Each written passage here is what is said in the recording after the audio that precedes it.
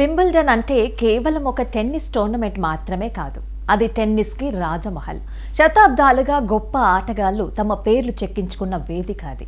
అలాంటి వింబుల్డన్స్లో 2025 ఫైనల్ అంటే ప్రపంచ టెన్నిస్ అభిమానులందరూ ఊపిరి ఆపి చూసిన ఘట్టం. ఆ ఫైనల్లో ఎదురెదురుగా నిలిచిన వారు కార్లోస్ అల్కరాజ్, యానిక్ సిన్నర్. ఇది సాధారణ మ్యాచ్ కాదు, రెండు యుగాలు ఢీకొన్న పోరు.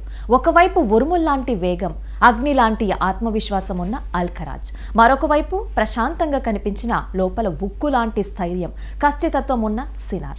అల్కరాజ్ ఆటని చూస్తే శక్తి, స్పీడ్, దూకుడు అన్నీ ఒకేసారి కనిపిస్తాయి. బంతి అతని వైపు వచ్చిందంటే రక్షణ అనేదే ఉండదు, వెంటనే దాడి. ఫోర్ హ్యాండ్ అయినా బ్యాక్ హ్యాండ్ అయినా ప్రతి షాట్లో పవర్ స్పష్టంగా కనిపించింది.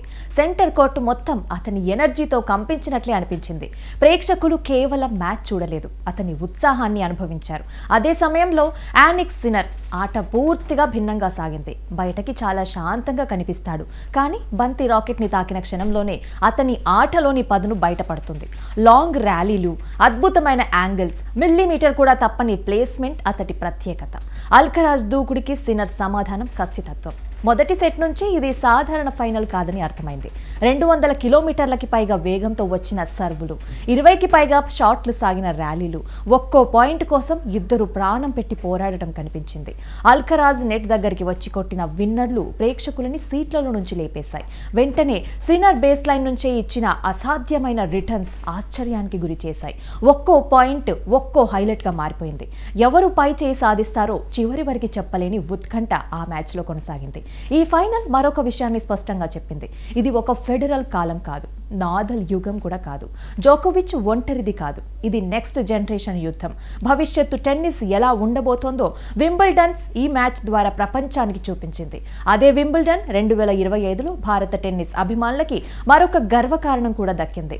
భారత డబుల్స్ జోడీ సెమీఫైనల్ వరకు ప్రయాణం చేసింది. పచ్చిక కోర్టు మీద భారత జెండా రెపరెపలాడింది.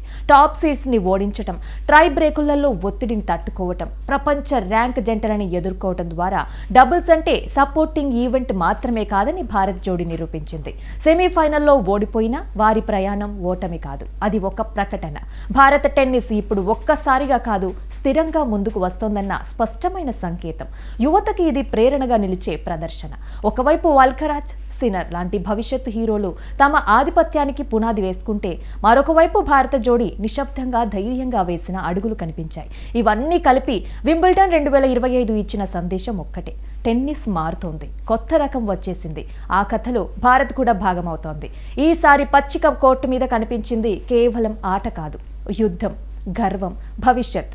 వింబుల్డన్ 2025 ఒక టోర్నమెంట్ మాత్రమే కాదు, అది టెన్నిస్ చరిత్రలో ఒక కొత్త టైం లైన్.